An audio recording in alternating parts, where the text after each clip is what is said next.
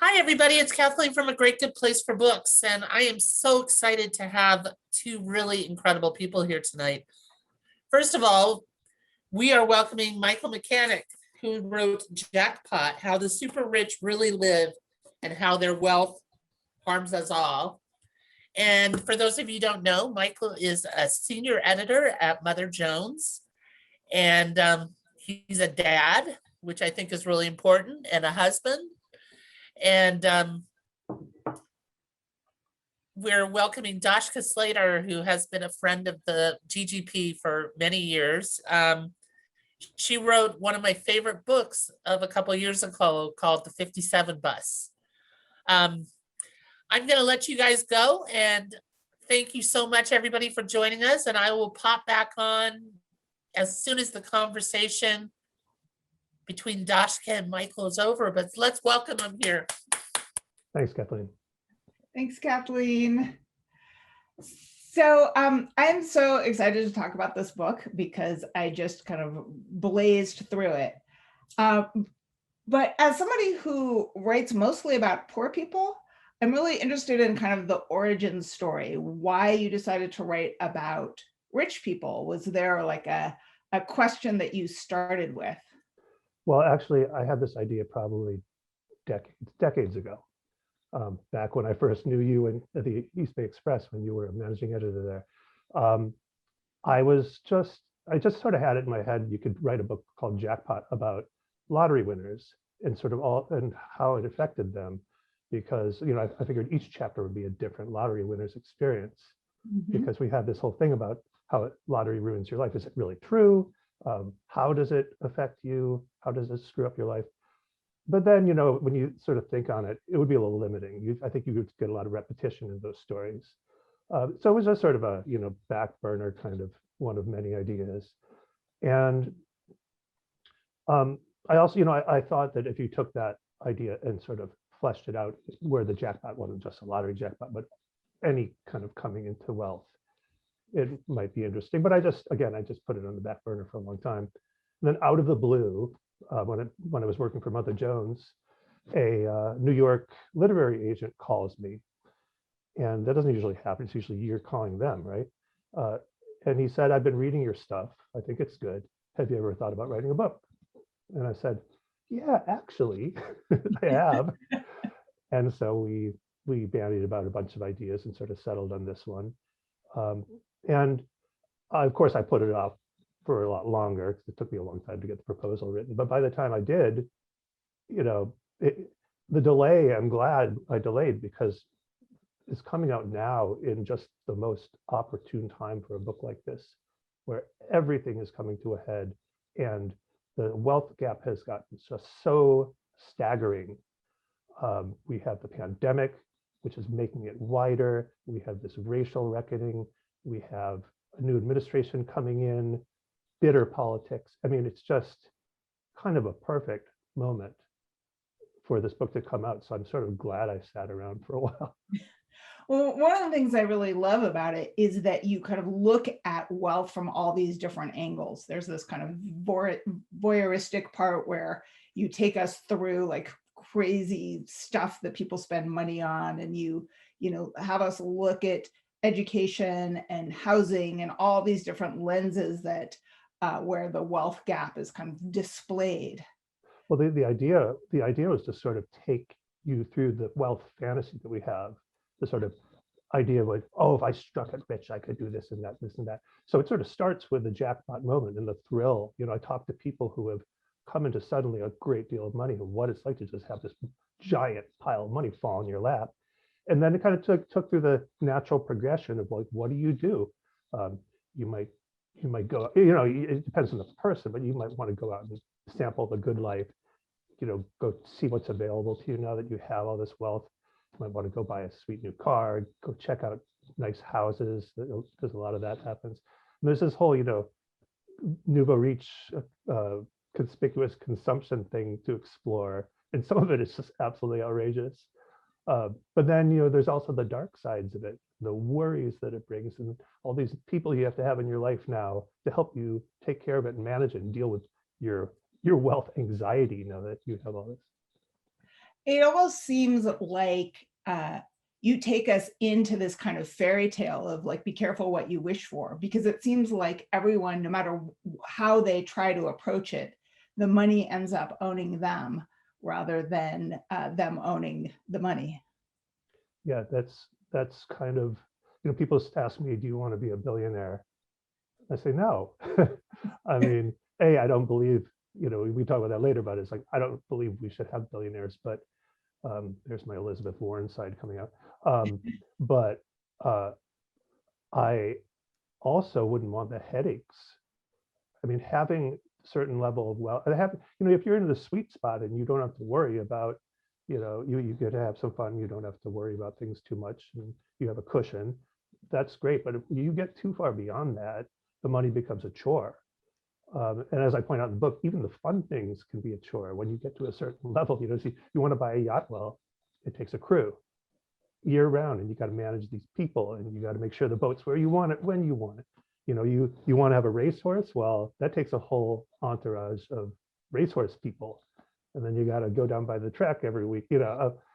If you, I mean, there's all sorts of, if you want helpers, if you have multiple houses, you need caretakers for them, you have to manage people, security becomes an issue.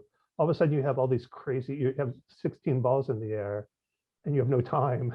Plus you're busy trying to make money to take care of this lifestyle. And what happens is it sucks up all your time and you're miserable because you feel like you don't actually have a life because you're just too busy with all these little things. So then you outsource everything. And then you feel weird because you outsource daily activities, right? Right. And it seems like even the people who like, what they want to do is just hold on to it, have to hire a whole bevy of people to do that for them, to secure their money and figure out where to put it. And the people who want to give it away, that's a full-time job too. Right. Because that's sort of the question, right? Everybody, anyone who complains about having money, everyone's like, little violin. Yeah. They say, so give it to me, or just give it away. What's your problem? Give it away. I mean, there's a woman in my book who was an inheritor, and she ended up sort of not being told much about her situation. She knew there was some wealth in the family, but she and her brother kind of were never told the extent of it. And it's just starting when they went off to college. They got this account, and money starts flowing in there, and the money starts more and more and more and more. It starts multiplying. And by the time she's like late 30s, about to get married, all of a sudden she's having millions of dollars a year come into this account. And she was mortified by this because she wanted, she's a writer, she wants to write. She wants to write books, and she, this was really disruptive in her life and her psyche and her ability to maintain good relationships. It can really wreak havoc for some people. I was talking about this book with my mom, who's also a writer, and she was definitely doing the tiny violin thing. She was like, oh, poor them, greedy bastards. And so I told her that exact anecdote about Martha, I believe she is in the book, and and said like, and how she has this terrible fear that if anybody knows who she, what she has, that people won't take her seriously as a writer. Right. That my mother could relate to. She also said, if you even in philanthropy, you start going to philanthropic functions, you start giving money away. And she said you quickly lose your identity as a person, and all of a sudden you're a mark. You're the person that people want to, they'll treat you really nice, but they want to get your money ultimately. And the other thing about giving money away is it's not easy. It's not easy to do right. And if you have a huge amount of money, it's even harder, because then you really have to think about, am I going to do good or am I going to do harm with this money? You don't want to dump too much money on something that can't handle it. You want to make sure it's in line with your values. If you set up a foundation, like a lot of people set up charitable foundations for in their estates, actually, when after they're going to die, so they don't want to pay as many taxes. They set up a foundation for their estate, and Then they have to figure out, well, what happens to this foundation? Who's going to manage it? Are they going to share my values? Do my kids want to do it? Or are they, is this just going to be a chore to them? So, if you want to give away your money, you got to do it while you're alive and make sure it's done right. But that can suck up all your time too. It's a full-time job. Yeah, and as we can talk about a little bit later, it's also isn't as beneficial as maybe we have been led to believe. That I want to return to kind of the dark side of philanthropy. Because it's there, yes. But let's talk a little bit about education, because you and I, one of the many things that we have in common is that we're both parents in the Oakland Public Schools. Go Bulldogs. Go Bulldogs. And so you have this chapter that starts out in 2 Oakland schools, really in 1 Oakland school, that you reference Oakland Tech as well. And I'm wondering if you can just read us the beginning of that chapter. Oh, sure. Queued up somewhere here. Okay, the chapter is called Getting In, and it starts with a quote. "If money go before, all ways do lie open." William Shakespeare. On a sunny pre-pandemic January morning in the Oakland Hills, I locate my pre-printed name tag, grab a complimentary coffee and croissant, and take a seat in an assembly room at Head Royce, a prestigious local K-12 private school, to hear the sales pitch. Carl Thierman, head of the upper school, has been here 28 years, 15 in his current role, and before that in the English department. 2 of his own kids attended Head Royce from kindergarten through senior year. "My older son now is in grad school studying biophysics," he tells the assembled parents, "and my younger son is living at home unemployed." The parents laugh. Shahana Sarkar, Dean of Academics and Community, makes a face. "Are you kidding?" a parent asks hesitantly. "Yes, Dylan is a math major," Sarkar exclaims. Thierman grins. He had her there for a second. "Yeah, he's in college. Yeah, sorry, I just studying my subject," Sarkar interjects. She teaches multivariable calculus. The parents laugh again, as if a Head Royce alum would be unemployed. It's easy to poke fun at an institution some local parents jokingly call Rolls Royce, but Head Royce is a different world from the urban public high school my kids attend, where on Parents' Night, teachers politely beg for basic supplies. The private school's 22-acre campus has a safe, clean, collegiate vibe. A stairway descends from the street onto a stone plaza with wooden benches and newish wood shingle buildings certified LEED Gold for sustainable construction. The plaza overlooks an outdoor swimming facility and a playground and basketball courts for the lower grades. The upper school has well-maintained tennis courts and fields for baseball, soccer, lacrosse, etc.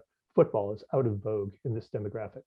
And a large gymnasium with banners celebrating the Jayhawks championships in numerous sports, including tennis and golf. Across the road, an 8-acre green belt with walking trails and outdoor classrooms is taking shape. Our director of sustainability definitely likes to push people to get them out of the rooms and into the environment, Thierman says. A walking tour takes us down quiet carpeted hallways where students leave backpacks and laptops unattended, confident nobody will steal them. There are about 380 students in the upper school, and the 8-to-1 student-faculty ratio ensures small interactive classes. The teachers have an average of 18 years of experience. 3/4 hold advanced degrees, and the students we meet seem about as engaged and confident as any parent of adolescents could hope for. So I'm going to skip ahead. I talk about the curriculum they offer there, which is pretty wild, and their extracurriculars. But it's just a little more here. Tuition here is $47,300, not cheap, but it includes extensive nurturing. Our final stop is the college counseling office. Virtually all Head Royce grads go on to a 4-year college. The chatty parents quiet down as co-director Tanya Brandt steps out to introduce herself. Each Head Royce counselor, she tells the group, hails from a college admissions department. This is a private school perk we seldom consider. Brandt worked at Penn and UC Berkeley and spent 7 years as an administrator in Stanford's undergraduate admissions. Co-director Brittany Davila played a similar role at Barnard and Fordham. Their colleague, Cora Shin, Actually, it was our rep from Wesleyan University for 8 years before joining our team, Grant says. Not only does her team have great connections, they know precisely how admissions committees think. And then it goes on a bit. I'm just going to pop to the very last bit of that section where I had gone to another local private school called Bentley, taking a tour there. Any doubt about privilege was dispelled by a walk through Bentley's student parking lot, where I counted 5 BMWs, 7 Mercedes, 2 Jeeps, a Range Rover, and a Tesla Model S. No Bentleys. But who am I to begrudge these kids a clean, safe, well-resourced school, a compelling education, and adult guidance with a difficult and stressful process? If anything, driving home after my tours, there was but one question pinballing around in my head. Why can't every kid have this? So I was really struck by that section as the parent of an Oakland Tech graduate, and remembering what that college admission process was like, where there were, I believe, 2 counselors for the 500 seniors. And so I'm wondering if you can kind of walk us through what that extra college access yields for privileged families. They have their college counselors at Royce, for instance. They only have about 300 students total each, and only 100 seniors. So, no, I'm sorry, it's much less than that. Maybe I'm getting it confused with tech. They have very small, sorry, like 30 seniors, right? Not 100. So they essentially, starting from freshman to sophomore years, they bring in their families. They start getting them on the right track. There's coaching the whole way through. I have a friend who sends kids to CPS, which is another very prestigious local private school. And the counselors there told him, we've got this. You don't have to do anything. Mm-hmm. And a parent of a public school kid knows that they're going to have to really be on that kid to get things done, to get help, because the kid doesn't want to take advice from their parents. You got to, if you have the resources, you'll get that kid some help, and you're gonna have to shell out for that. And these schools, it's all inclusive. They have it's really like nurturing weekly meetings, or with sometimes bi-weekly meetings with the children and their families. They will help you with the essays. They'll edit them for you. They will help you formulate them. These are things you would have to pay a lot extra for outside of it. And then, the way the college savings accounts are set up, they recently changed it so you can take money out of these tax advantage college savings accounts to pay for private school, or to pay part of your private school tuition. And so taxpayers are helping subsidize some of these things that a public school kid could not pay using that same money. I thought the part about 529s, those college savings accounts, was really eye-opening, because I had always considered them to be this kind of benign instrument to help middle class and working class families save for college. Yeah. And so can you walk us through a little bit about how they favor the rich? Well, 529s are, they're good for anyone, right? Anyone could open one, and everyone should open one, because you can sock away a little money in there, and it's basically an investment account, and that money will grow, but you don't have to pay capital gains taxes on it, as long as it's being used for qualified, tuition and school expenses. And so it's a way the government subsidizes college savings for families. And I in the book, I kind of calculated 2 different examples of 2 fictitious high school students in Ohio, just used because it varies state by state. But it's it's similar across the United States, so that each state runs its own program. So the 1% family is allowed to contribute like the maximum amount that you could normally give someone without paying taxes on, which is $15,000 a year. They are allowed to contribute 5 years at a time. So a couple can put couple could put $150,000 in an investment account, college savings account for a newborn infant. And then 5 years later, they can put another $150,000. And they don't have to pay any tax, any gift taxes on that money.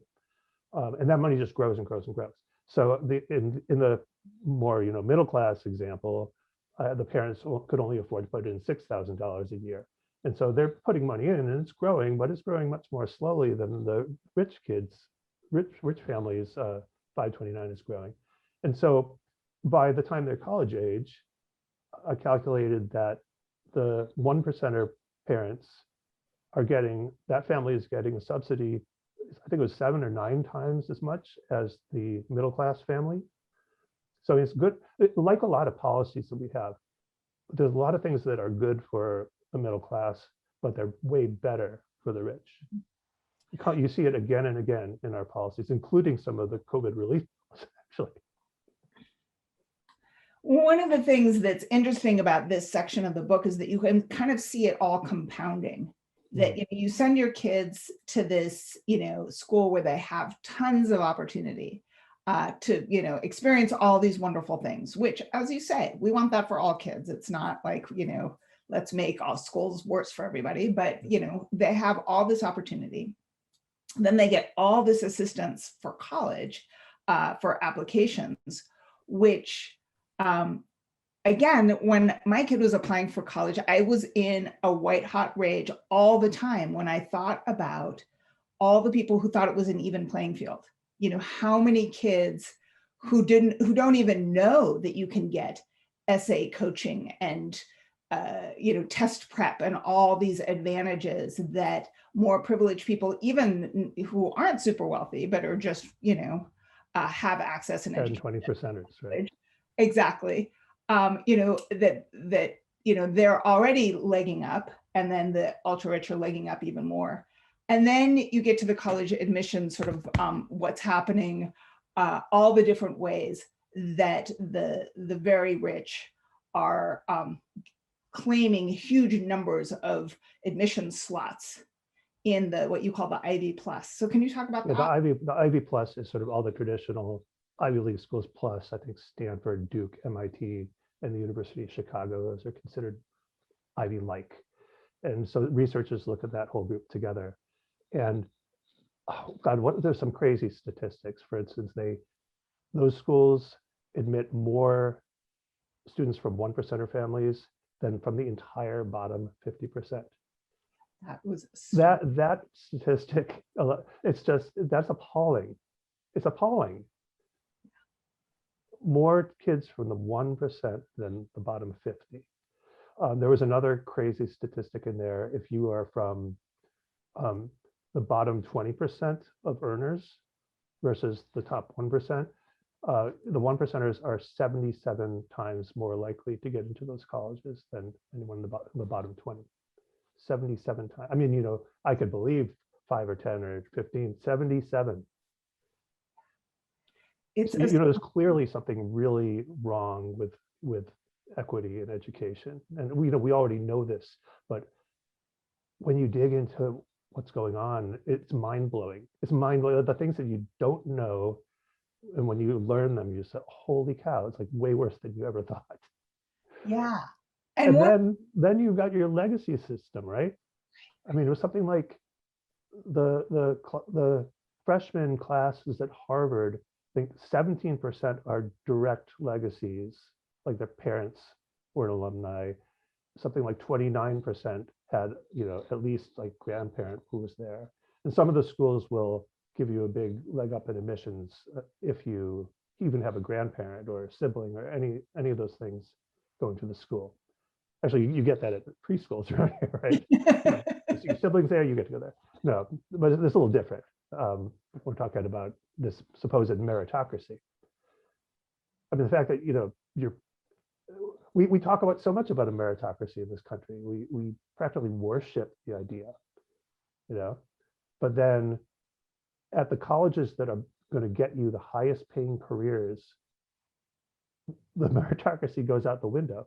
And if you have an incredible amount of money that you could donate a building wing, you go on what's called the Dean's Interest List. If you're on the Dean's Interest List, you have even a much greater chance than the legacies of getting in. It's like 42% of the people on the dean's interest list get in. I mean, you can't be a complete hack, but if you have that kind of education, you're not going to be a complete hack, probably. And one of the things that struck me is that there's a part where you talk about how these kids are internalizing this sense of entitlement and it being a meritocracy, and as young as in high school, believe that they are deserving of all this specialness. I mean, you get some of this stuff going back to when the kids are really young, and you can show them pictures, 6-year-olds, you can show them pictures and they can kind of tell, oh, that's the poor person and that's the rich person. And by the time they're 10 or something, they start ascribing positive traits to the richer person. Oh, they must be more intelligent, or they're a better person, or whatever, these sorts of things. These things get internalized at a very young age. And when we start thinking of people with money as deserving, the corollary is that people without it are not.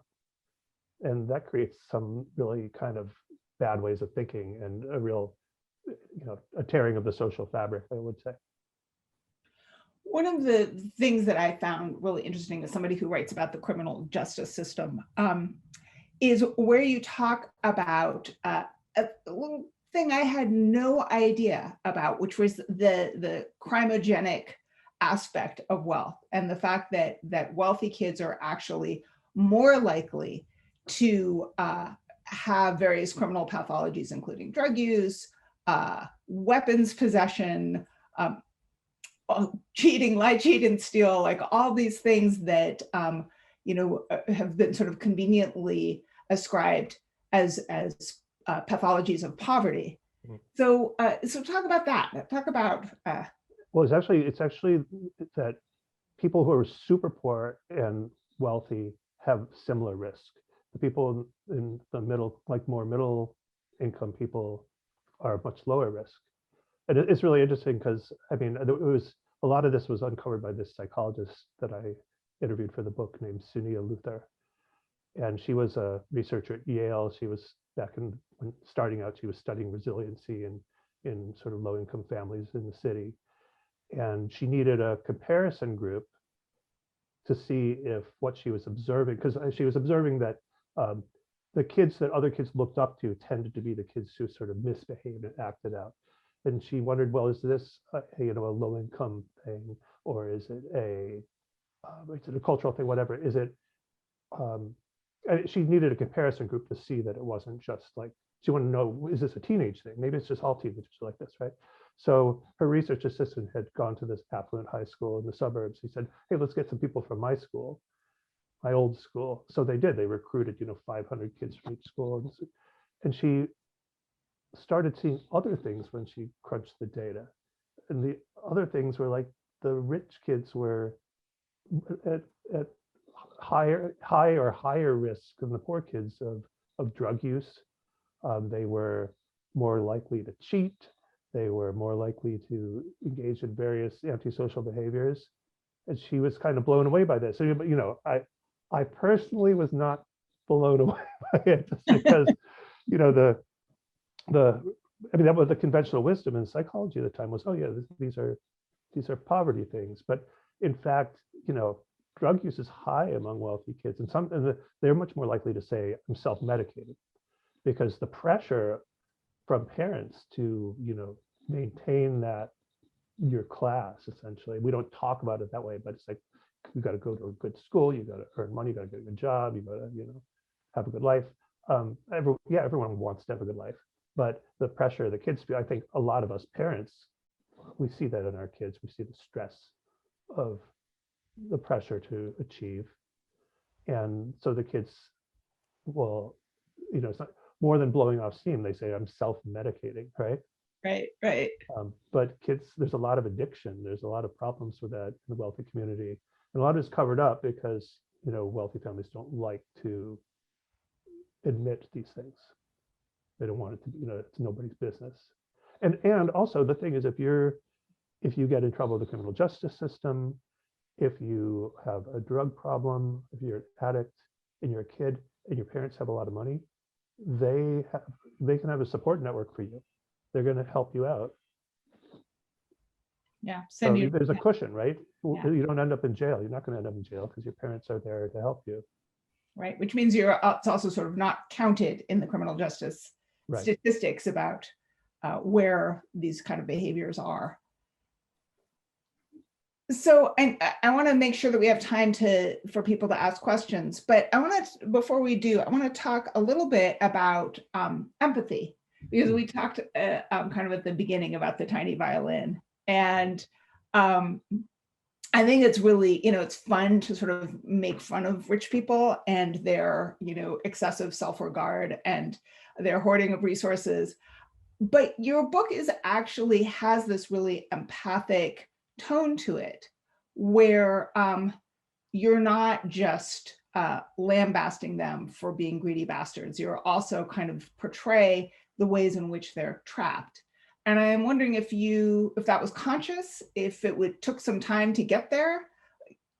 No, I mean, it's funny because people think he's from Mother Jones, he's going to write a rich bashing book. I didn't want to do that. I mean, there's a lot of books that bash the rich. I wanted to understand the rich. I have a whole bookshelf over here with, it's just books. I have a lot of finger waggy books about inequality and just, here's the statistics. This is terrible, terrible. And, yeah, it is terrible, but, and, most wealthy people are not bad people. Some are, some poor people are bad people. Most wealthy people are not out there lobbying Congress personally so they can have more tax advantages and things like that. And you also have some at the other end that are lobbying for fairer taxation, like the patriotic millionaires. But most of them are just, they're just like you and me. They're going about their life, and they're working hard and they're raising their children, and they're not thinking too hard about the unfairness in our society. And sort of my notion is that if we're going to really get anywhere in the society, it's those people that have to sort of wake up and say, yeah, we can do things differently. And I think we're starting to see some of that. We'll see what happens. Like Biden just put in a huge tax cut proposal today. And I think it's just a starting salvo, but it'll get talked down. But, we'll see whether the rich people are willing, the good rich people are willing to pony up for their money where their mouth is, right? And for the rest of us to start demanding a more equitable system. Right. But yeah, So I think this is the perfect time to start asking some questions. So if you guys have any questions, please just put them in the question and I'll read them out to Michael. We have our first question. It's from Samantha. Is there a lot of fear for these super wealthy people? We assume they would have less anxiety. Well, fear. Well, actually, it's funny you say that because I had one source that I just called Jonathan. He's not a big part of the book, but he's a guy I met early on. And he had a company that he sold and ended up with $40 million. And as it turned out, his wife's father also had a company, and he had sold that and it made several $100 million and put it in and he died and it was in a trust and it was given to this guy's wife and her siblings. So they had this massive pile of money, but he was so rich and is so rich. But he said to me, once you stop creating wealth, building your company, which is sort of his reason, raison d'etre, right? His purpose, his meaning, and you sell the company and you're just sitting on this pile of cash, your whole psychology shifts. And now he said, I'm fear-based now. I'm terrified of losing this money. I feel anxious. I feel like someone's going to come take it from me, or I'm going to lose it by making bad decisions. And it is totally irrational. I mean, the amount of money that this guy's family has. I mean, he said to me several times, he says, I would give it all up just to have the authentic adventure of life again. But try walking away from that, right? Any of us try walking away from that kind of wealth. Some people do, but it's very rare. I have a question. I was listening to the college things, the college admission things. And do you think that a lot of really kids on the lower echelon lose out because they don't have that legacy? They don't have those things. And kids who don't really earn their spots get a spot? Do you think that's a main problem among the super wealthy? That's absolutely true. In fact, I mean, the legacy system often takes more spots than are there for sort of underrepresented groups at these colleges. So you have it's like the rich kids are the sort of special privileged class, and the people who really, you want to increase, if you want to increase diversity in a school, you try to recruit good people of color into the pool, but it's like ultimately they're not getting in big enough numbers to compete with the legacies. And yes, absolutely, you are taking, if you get in unfairly, you are taking a spot from somebody else.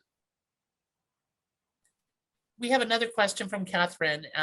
Did you find any notable differences in the behavior or mental health of people who made their money in a short order, tech money, for example, as opposed to people who inherited wealth from a generation back?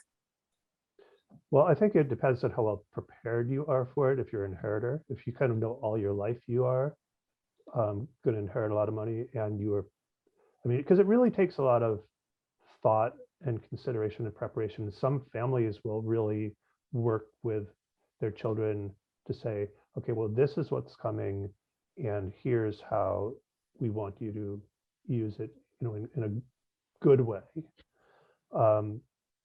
There's a lot of that in the wealth management community right now, kind of trying to keep families from going haywire, because there's really a big risk of families shattering when you have this much money. There's a lot of infighting and lawsuits and lawyers all over the place.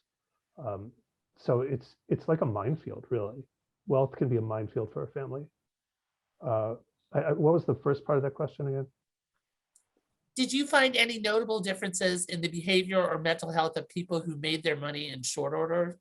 Tech money and well, the tech money, I mean, yeah, when that's like winning a lottery jackpot almost. This coder in the book, he was a coder at Netscape. He'd been there 3 months, and he's 29 years old, and he had gotten some stock options. And Netscape was the first company. It was a company that launched the .com boom. Nobody thought this would happen in the tech world. It just took off. The stock went crazy, and all of a sudden he's got in today's dollars like $8.5 million overnight. And with the peak of the stock, it would have been 20 million. Now he's gone. He ended up giving all his money away, in part because it caused him so much trouble and anxiety, and really screwed with him, and really screwed with his family relationships. And he bought this sort of whole compound for his family members, and they moved from somewhere else, and then started complaining about it. The place was too liberal and too expensive to live here. But you're living in the $1 million house I just bought for you. What are you talking about? But now he just gave them. He said, take the property, sell it if you want. They sold it. They moved away, and now he doesn't talk to one of his siblings because of. Yeah, I mean, you get all sorts of. I mean, the people who get like the real jackpot have a real trouble handling it often. And those are those horror stories we hear about with the lottery, but it happens in a lot of cases where you come to sudden wealth. we have a question from Shelley Strand. She starts with, hi, Mike. Hi. Did you talk to anyone who walked away or attempted to walk away from their wealth? Yes. Well, in fact, there's a woman who lives in Tiburon named Tracy Carey, who's in the book, and she grew up in a family with, private jets and helicopters and 7 estates. And her parents were gone 6 months out of the year. They were big socialites. They didn't work. It was it was like secession, right? It was like one of those crazy situations. And she was raised by nannies and caretakers, women of color, and they would take her out into their communities, take her to their churches, and she kind of looked around. And it's like, oh my God, we don't live this way, And these people sit down to dinner with their parents, and she would never eat with her parents. They were gone all the time. They were doing their social things. She said, I think I sat down with my parents for dinner maybe 5 times in my entire childhood, which is nuts. Okay. She was miserable, absolutely miserable. And she kind of resolved she said, I don't want this. I don't want to be like this. I don't want to be rich. And so when she was 14 years old in 1965, when $1 million was a lot of money, her parents sat her down and said, we're going to give you $1 million, a 14-year-old. And they said, we want you, by the time you're 35, to have done something good with this money. Either you start a business or a nonprofit, or you give it away in some way. So she did. She ended up, just creating a bunch of women's foundations, giving all the money away. And ever since then, she's sort of given all her money away. She's like mortgaged to the hilt. She provides like counseling services, philanthropy counseling. She's sort of a wealth advisor in a way. Makes 140 grand a year, gives away 40 of it, lives pretty well. She has a good life. She's happy, but she doesn't have a safety net. She hasn't saved anything, and she's not rich, and she's super happy. So we have a question from Barack. He says, Mike, what a great book. And I'm so glad I got to meet you when you were working on it. One thing I was wondering about is whether you ended up speaking to folks who were just in the process of acquiring significant wealth as opposed to those who've already garnered it. If so, can you share any thoughts about them, please? Have they been changing in front of your eyes, so to speak? Yeah, I didn't have really that kind of access. I tried to get some people just at the crux, and it was hard to nail. In fact, Barack, you actually introduced me to a potential source that was sort of at that juncture, but he didn't end up going along with it. I tried to find a bunch of people who were sort of on that fence, but I think at that time your mind is in a million places. You're trying to figure it out yourself, and maybe you don't want some journalist hanging out with you asking you questions. There was another one, actually. My next door neighbor, who was somebody who was renting a place next door, she said, I have a friend who is married to this guy who just sold his little startup for $200 million, and we used to try to scrape together beer money. And now she's getting like really weird and talking, she starts talking about things that we can't relate to. I tried to get that guy too, but he would have none of it. In fact, it was very hard. There were a lot of rejections, as you can imagine. I mean, wealth is such a taboo subject in our society that, we'll talk about our sex lives, but not our financial lives. So I have another question. Would you want to be wealthy? Would I want to be wealthy? Super wealthy. Super wealthy. No, I don't think so. Like I said, I was talking about before we were talking, or maybe earlier in the conversation, not being a billionaire, but even being super wealthy. I would feel guilty, first of all. Some people do and some people don't, but I don't think it would be productive for me. And I don't want to think about money all the time. I really don't. I'm not that interested. I'm interested in not thinking about it, to being at a level of wealth where I don't have to think about it, but I don't have to think about it, the negative aspects of not having it, but I don't want to think about having too much of it and not knowing what to do with it and trying to figure out how to give it away and all that sort of thing. Are there any more questions? I saw one pop up. Somebody asked if you ran into any happy rich people. Yeah, I think so. It's hard to get at that with people personally. I mean, some people are not going to really tell you everything. there are people who were said, yeah, well, I enjoy my life. I have a lot of fun.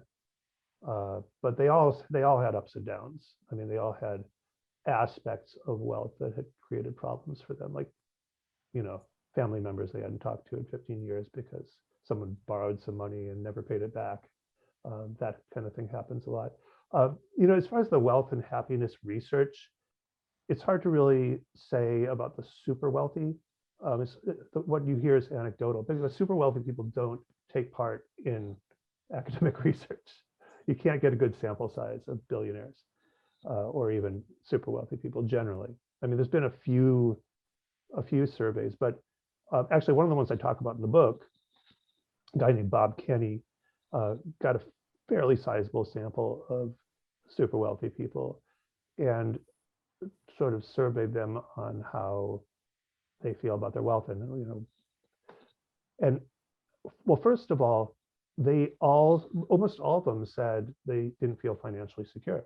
They always wanted, there's always a little more. You had to get to the next thing before you would feel financially secure. And I think that's true. It's a moving target for a lot of people. You say, oh, if I just had $1 million, I'd be set. But then you get to $1 million. Well, if I had $1.5 million, I'd just be set. And then it keeps going up and up and up. And when you have $1 billion, obviously you can't ever spend that much money in your life.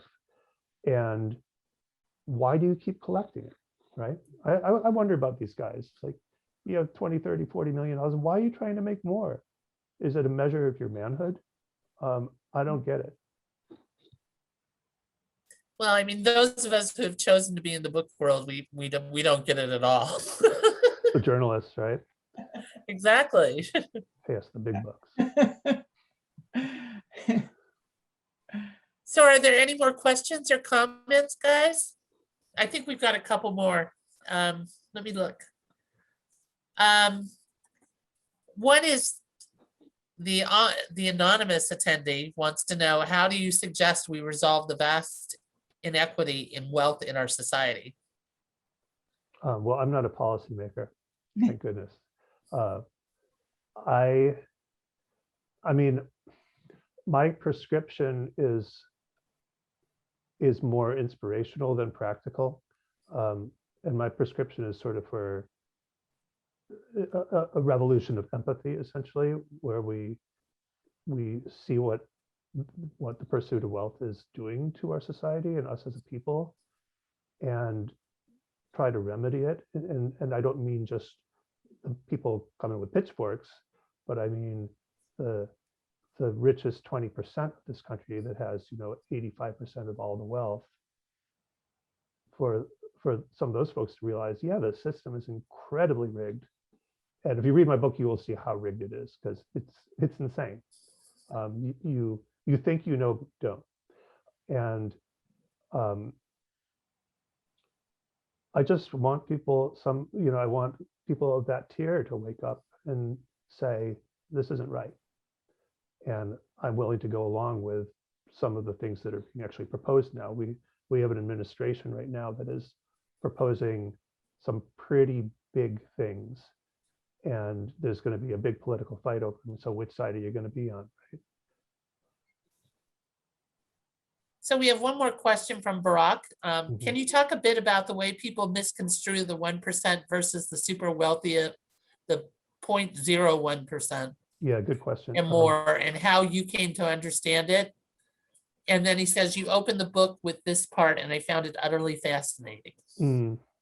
Well, I put two charts in the book, and one is the chart that you've seen before, which has it has wealth by percentile, or sorry, wealth over time. Okay, and the bottom line is everybody, and it's just sort of dragging along the bottom. And then you have the top, the wealthiest 10%, and the wealth is going up. And then you have the 1%, and it's going way up. Now you've all seen that chart. But if you take the 1% and break that down into the 1%, the 0.1%, the 0.01%, it's the same chart. The 1% is just like this, and the 0.01, and the 0.01% is just skyrocketing. And it just shows you, that just illustrates in a nutshell how our policies are skewed to reward passive capital. people who already have huge amounts of money are just being rewarded for having that money and having it in the markets and having it in private equity and having it in racehorses and jewelry and paintings and whatever is going to go crazy in NFTs, right? Whatever is going to go crazy in value, whereas half of Americans have no investments at all, they have no retirement savings, and the ones who it's like people at the people around the 50% level, and just they might have some stocks in a 401k, but it's like not much, and our basically our society rewards investment gains over wages, and I don't think that's right. Why should people who have a big pot of money be paid disproportionately for having a big pot of money? Exactly. In fact, so very controversially, Joe Biden just said, I'm going to hike up capital gains tax on the wealthy to something like 43%. I don't think that's going to fly, but he will. I think he put it at that high so that when Joe Manchin says, I don't think that's fair, he can go down to a lower number. But so this is just another thing I just learned the other day. In the first year that I wrote about this from Mother Jones, in the first year of the pandemic, billionaire wealth went up like 45%, like $1.3 trillion. Whereas everybody else is either, the 10 percenters, someone like me I'm doing fine. I can work from home. I have enough money. I'm fine. I didn't have any real hits to anything. But if you have that kind of wealth, you're just making more and more and more. And then a lot of people on the lower end are losing jobs. So you're just creating a bigger wealth gap. So I just learned the other day, this is now up to 1.6 trillion. And I think it's like 13, 14 months. And a 55% gain during the pandemic. And if you don't think we should have a higher capital gains tax on that kind of wealth, geez. I mean, So- you can pay the higher capital gains tax. You're still going to have way more than you would have had before. The profits are so big now that I don't know what to say. So before we ask the last question, I want to say, Michael, you will come to the store and sign books for folks. Sure. Yeah. And if you'd like to order a book from us, our website is www.ggpbooks.com. And I think Mike will put up in the chat a direct link to Michael's book. But we do have one more question from Guy, and he said, what did you observe about the differences between the super wealthy Americans and people from other countries? For example, rich from Argentina, Singapore, or Israel. To tell you the truth, I didn't really look at other countries because I kind of wanted to look at the American wealth experience, and there was so much to cover in this book. I mean, I collected probably hundreds of articles that I never even got to in the writing of this book, because every day you open the newspaper, you open the digital newspaper and you see things and you're like, that could be in my book. That could be in my book. It's overwhelming, right? At some point you have to decide what you're going to put. I wrote 150,000 words and I had to cut more than 50,000 of them. So as it is, if I put in other countries, there's another 50,000 words. Well, book would you be this big. guys, I want to thank everybody for being here tonight. Dashka, thank you for hanging out with us. And Michael, what an amazing event. This was so much. It was just awesome. Thank you.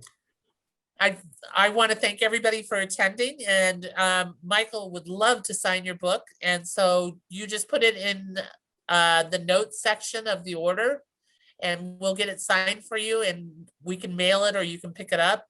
But I want to thank you, Michael, for coming, and Dashka, thank you. And for those of you, this is the book, and we need to support Michael.